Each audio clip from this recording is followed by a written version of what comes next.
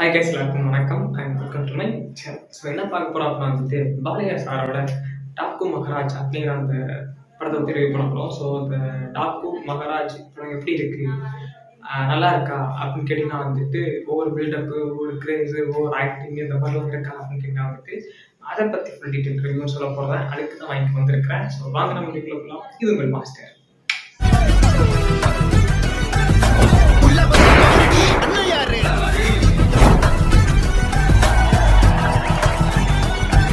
என்ன அப்படின்னா வந்துட்டு இந்த படத்தோட கதை என்ன அப்படின்னா வந்துட்டு ஒரு நார்மலான ஒரு ஊட்டி எஸ்டேட்டில் வந்துட்டு தேயிலை வியாபாரம் பண்ணிட்டு இருக்கிற ஒருத்தங்க தான் வந்துட்டு ஒரு நல்ல ஒரு ஒரு பணக்காரர். இட்ஸ் லைக் வந்துட்டு ஒரு நார்மல் ஆர்டினரி பர்சன் மாதிரியே இருக்கிற ஒரு பணக்காரர் தான் வந்துட்டு அவங்களுக்கு ஒரு பொண்ணு இருக்காங்க. அந்த பொண்ணு வந்துட்டு இறந்து போயிருக்குது. ஸோ அந்த பொண்ணோட மகளை வந்துட்டு இவங்க பார்த்துக்கிட்டு இருக்காங்க.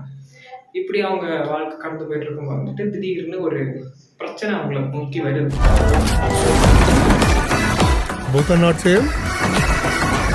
அந்த பிரச்சனையை வந்துட்டு ஃபேஸ் பண்றதுக்கு மட்டும் இல்லாம இந்த குழந்தையெல்லாம் சாவடிக்கணும் அப்படின்னு ஒரு பிரச்சனை இவங்களை தேடி வாழ்றியா வருது.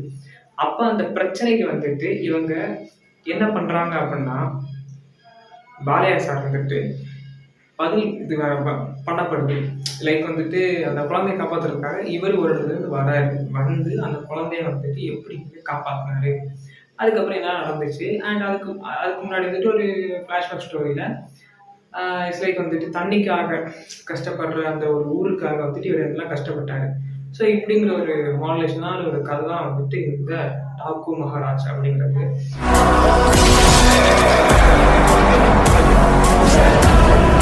ஸோ இந்த டாக்கு மகராஜ் வந்துட்டு என்ன கேட்டிங்க அப்படின்னா, நான் நினச்சது என்ன அப்படின்னா வந்துட்டு ஒரு ஸ்டோரி இருக்கும். அந்த ஸ்டோரி மட்டும் ஒரு ஃப்ளாஷ்பேக் இருக்கும். ஃப்ளாஷ்பேக்கில் வந்துட்டு ஏதோ ஒரு ராஜா அந்த மாதிரி ஏதோ காமிப்பாங்க.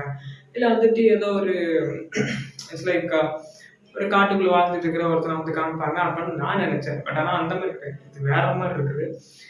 பாலையா சாரோட படத்தை வந்துட்டு நிறைய ட்ரோல் மெட்டீரியல்லாம் பார்த்துருக்கேன். அண்டு நான் பார்த்தது 2 படம் தான். அது இன்னொரு படம் வந்துட்டு வேற வரலட்சுமி தான் வச்சுருப்பாங்க. ஸோ அந்த படம் வந்து எனக்கு ஒரு ஓகேவாக தான் இருக்கும். பட் இந்த படம் வந்துட்டு பியூர்லியே ஒரு கூஸ் பம்ப்ஸான படம். ஸோ இந்த படம் வந்து 100 crore மேலே ஏதோ கலெக்ட் பண்ணிச்சு அப்படிலாம் சொல்லியிருந்தாங்க. அதை பார்க்கும்போது வந்துட்டு இஸ் தட் ட்ரூ அப்படிதான் இருந்துச்சு.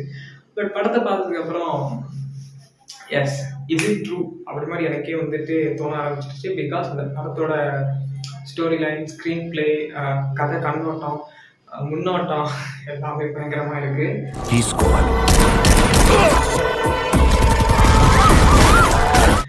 இந்த படம் வந்துட்டு ஒரு கியூட்டான நிறைய மூமெண்ட்ஸ் வந்துட்டு இந்த படத்துக்குள்ள ஏகப்பட்டது இருக்குது. பிகாஸ் இந்த படம் ஒரு பொண்ணு கொஞ்சம் சுட்டி குழந்தை ஒரு பொண்ணு. ஸோ அந்த பொண்ணு வந்துட்டு திரைப்படத்தில் நம்ம விஜய் சாருக்கு சுட்டியா ஈனா மீனா டிக்கான்னு சொல்லியிருப்பாங்களே. ஸோ அதே மாதிரி வந்துட்டு இங்கேயும் அந்த சுட்டி குழந்தை டிரைவர் அப்படின்ட்டு.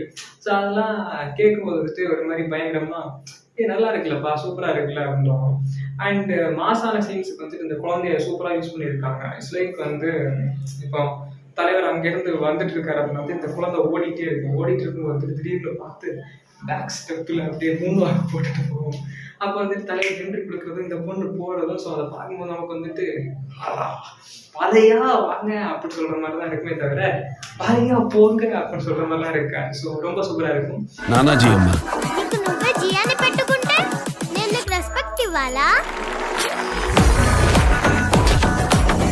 சில பேருக்கு நான் பண்றது வந்து உங்களுக்கு ஓவர் ஆக்டிங் மாதிரி இருக்கலாம். பட் இருந்தாலும் சரி சொன்னா நீங்க பார்ப்பீங்க அப்படிங்கிறதுக்காக நான் வந்து இந்த ரிவ்யூ எப்படி போடுறேன். ஓகே, ஸோ இது வந்துட்டு அப்படியே கடந்து போயிட்டு இருக்கு.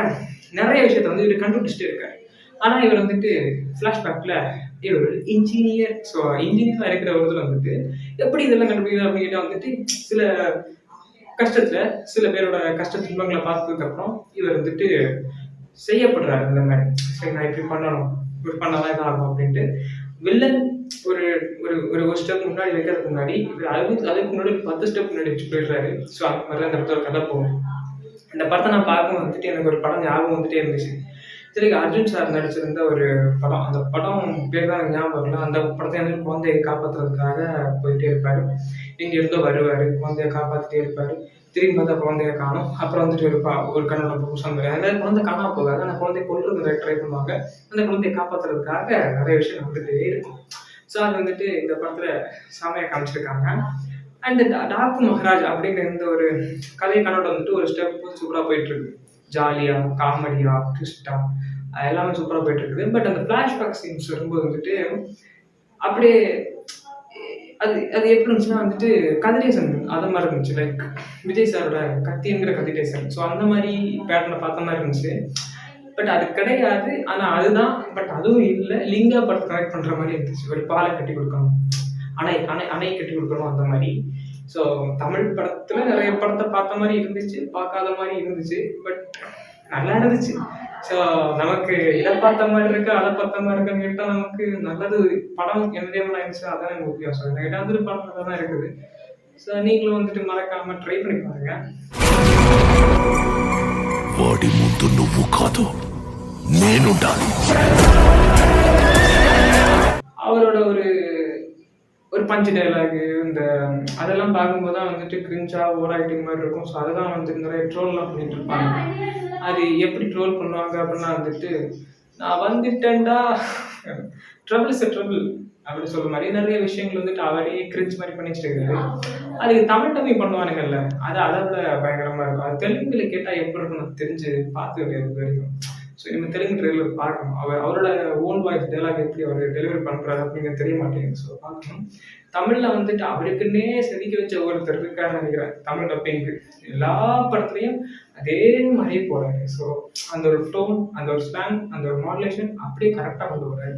ஸோ அதை பார்க்கும்போது வந்துட்டு பரவாயில்ல, நல்லா காசு கொடுத்து செஞ்சுருக்காங்க அது மாதிரி தோணுது. ஸோ படத்தை பார்க்கும்போது உங்களுக்கே புரியும்.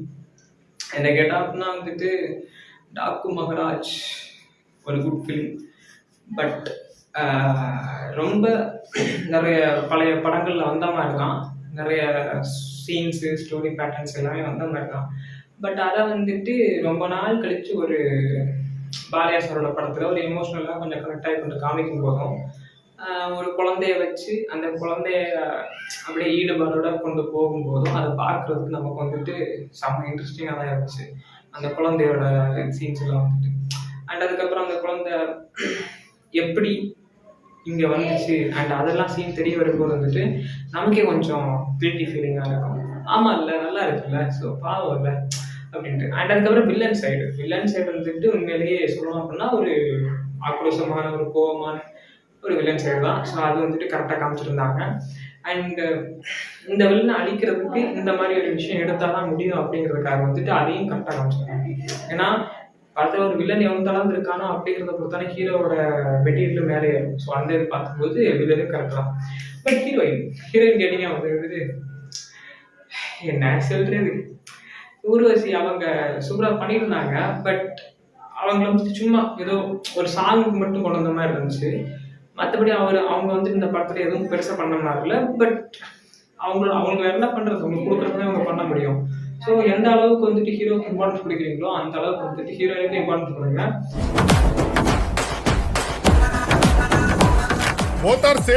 நான் வந்துட்டு ஒரு ரிவ்யூ பார்த்துருந்தேன். இட்ஸ் லைக் நான் இந்த படம் பார்க்க மட்டும் நான் ரிவ்யூ பார்த்துட்டேன்.